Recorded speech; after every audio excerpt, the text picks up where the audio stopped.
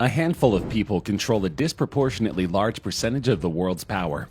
Whether they are political figures or business moguls, these individuals can restructure the lives of millions with a single decision. Of course, these figures inevitably make numerous enemies and require a veritable arsenal to keep them safe. From tech titans to repressive presidents, we are looking at the 10 most protected people in the world. Security arrangements at Prince Harry and Meghan's new home could cost up to $654 million, sources close to the couple report. They settled on Frogmore Cottage, an abode about 45 minutes outside of London. It is located in Windsor, Berkshire, and is near the famous Windsor Castle. According to royal expert Katie Nicholl, the place is basically like a fortress. Vanity Fair has also reported that security at Frogmore Cottage is Fort Knox style, with high-tech cameras and sensors around the perimeter. Those who have been in the area said that drones are banned from being flown near the home. Police flight safety notice. Drones prohibited in this area, a sign reads. Launching, landing, or operating drones or remote-controlled aircraft is prohibited in this area. This is in addition to a security force with more than 1,000 highly trained soldiers dedicated to the safety of the young couple. In February 1998, Bill Gates was already a household name, and his company Microsoft was proving to be the single most successful software company in the world. However, this same month, a team of pranksters attacked Bill Gates in Brussels, Belgium, and threw cream pies at his head. Though the prank was innocent enough, it shook Gates to his core. If the attack had been more insidious, he easily could have been dead. After this, he built a new office with bulletproof walls and windows. Suddenly, employees needed a security clearance just to meet with their executive. After the dot-com bubble burst, Gates received numerous death threats from former employees whom Microsoft was forced to lay off. It is unclear if the increase in security came from Gates or from the Microsoft board, but it is obvious that his brilliance has been instrumental in the success of the company, and they couldn't afford to lose him. Prominent Silicon Valley companies spend liberally to protect their intellectual property. Some also shell out considerable amounts to protect their executives. Apple's most recent proxy statement shows the company spent $310,000 on personal security for CEO Tim Cook. But that's a fraction of other tech giants' expenditures. Facebook CEO Mark Zuckerberg was the costliest executive to protect. Facebook spent $7.3 million on his security in 2017, and last summer the company told investors that it anticipated spending $20 million annually. This has ballooned since 2013, when Zuckerberg's security detail cost $2.6 million. In a statement, Facebook said, "We believe that Mr. Zuckerberg's role puts him in a unique position. He is synonymous with Facebook, and as a result, negative sentiment regarding our company is directly associated with and often transferred to Mr. Zuckerberg." Armed executive protection officers stand on constant guard outside Zuckerberg's gated homes in the Bay Area, at least one of which also features a panic room. If he goes to a bar, his team will first sweep through to make sure it's safe. They will vet any new doctors, and they will assess his instructors if he wants to take up a new hobby. He is driven everywhere, with the security team monitoring traffic and adjusting his route accordingly. Xi Jinping, the president of China, is another controversial and powerful head of state. The Central Security Bureau remains secretive, and little is known about its internal functions. However, the team is allegedly 5,000 people strong and uses a network of helicopters, drones, and armed guards to secure locations days in advance of Jinping's arrival.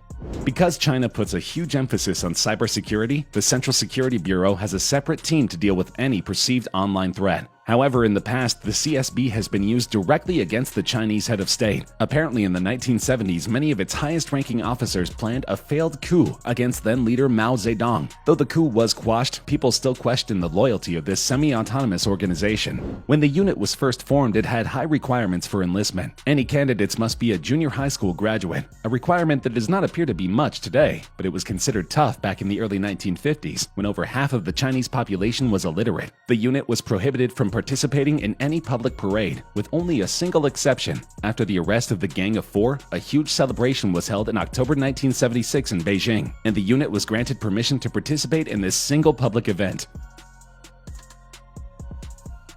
Mohammed bin Salman, the Crown Prince of Saudi Arabia, wields huge political and economic power in the world. Through the state-owned oil company Saudi Aramco, bin Salman and his family are some of the richest people on the planet. And since his alleged involvement in the assassination of journalist Jamal Khashoggi, the Crown Prince has made some international enemies. Since coming to power in 2017, he has consolidated the power of his military personnel, combining Saudi Arabia's military and security agencies. He has a 1,000-person strong security team that includes traditional soldiers and a cybersecurity team. And he announced that 800 new officer appointments are planned by the end of 2019. Bin Salman has already spent more than $20 billion on military equipment in the last 2 years. How he plans to use this technology is another question entirely. Part of being royal involves regular interactions with the public and remaining as accessible as possible. But security can be a big issue, especially in today's world. How do members of the royal family continue to do their jobs without putting themselves at risk? The answer is that they have an enormous team of security that try to remain entirely invisible at public events. One is called the Queen's Guard, and they are tasked with caring for Queen Elizabeth specifically. The 93-year-old monarch has a special role as a figurehead of her country, and her safety is paramount. In combination with the Scotland Yard, the Queen's Guard screens each building that she enters, and always has a carefully calculated escape plan in place to keep her out of harm's way. In addition to bodyguards and chauffeured cars, the royal family always travels with a motorcade or police escort, even to Prince George's school. This helps clear the road, as well as providing protection for members of the royal family. Because of the decorum surrounding the Catholic Church's ceremonies, most of the Pope's security team are dressed like they're about to attend a Renaissance fair. But the truth is they are a high-end military force made up of top ex-Swiss soldiers. Referred to as the Swiss Guard, the group was actually established in 1506 under Pope Julius II. The Pontifical Swiss Guard is among the oldest military units in continuous operation. Recruits to the Guard must be unmarried Swiss Catholic males between 19 and 30 years of age who have completed basic training with the Swiss Armed Forces. And apparently Pope Francis has been a headache for this elite force. Because he is the People's Pope, Francis insists on walking amongst his followers, even though that presents a great threat to his safety. The crowds throw things, says his head of security in an interview. They throw flags, dolls, and obviously babies toward him. It's difficult because we don't want our agents to overreact. He doesn't want to see an overreaction either, but you don't want to miss anything. The order remains very secretive, and it is unclear how many personnel are involved. But one thing is clear, this is not a military force you want to mess with.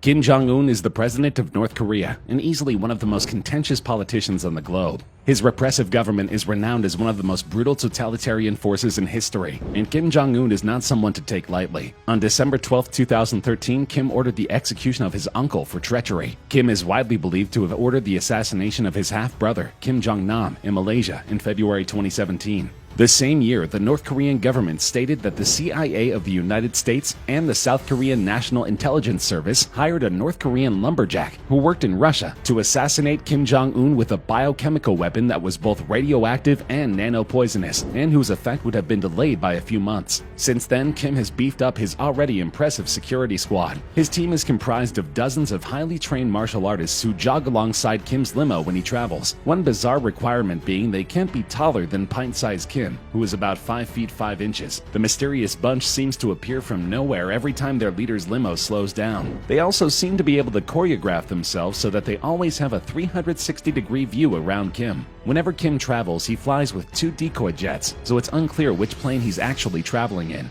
All in all, Kim is said to have 90,000 soldiers at the ready to defend him personally at any moment. Long before Donald Trump was elected president of the United States, he had a substantial security team due to his celebrity status and massive fortune. However you feel about his politics, it is undeniable that Trump has made some enemies, and his safety has never been more jeopardized. Though he is following standard procedure established by previous heads of state, Trump now roams with a veritable army of security personnel, 1,000 people strong.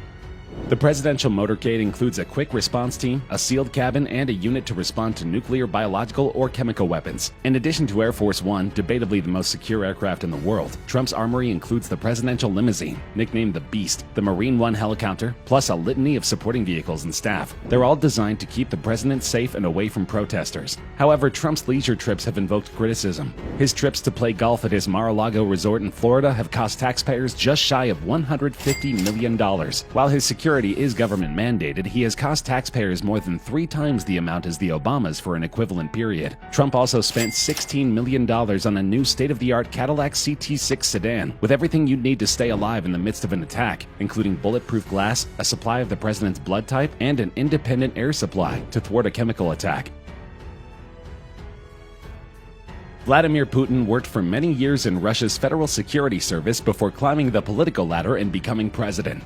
Putin, of all people, has an appreciation for the necessity of heightened protection. Because he is a man with many enemies, he has beefed up the Presidential Security Service during his time in office. Though the organization is necessarily secretive, Putin employs 2,000 to 3,000 plainclothes officers to guard him at any given time. They secure any buildings that he is scheduled to enter and work around the clock to mitigate any threats to his safety. The unit has armored cars, drones, and even a dedicated psychological security unit that collects intelligence regarding any perceived threat either at home or abroad. And it pays to do well in these positions. Many of Putin's guards have been promoted to prestigious positions in the Kremlin and gained wealth and prosperity. And Putin has gifted many of them prized properties in the most highly sought-after parts of Russia, often turning to bribery, intimidation, and blackmail to scare the current residents out of their homes. Some were decorated World War II veterans whom the Soviet Union had promised lifetime employment and pensions, but in the newly independent Russian Federation, there can be no such guarantees. During the 1990s, these workers say, a small clique of powerful businessmen and criminals used manipulation, forgery, intimidation, and even beatings to seize their land. Needless to say, Putin is a very well-protected man.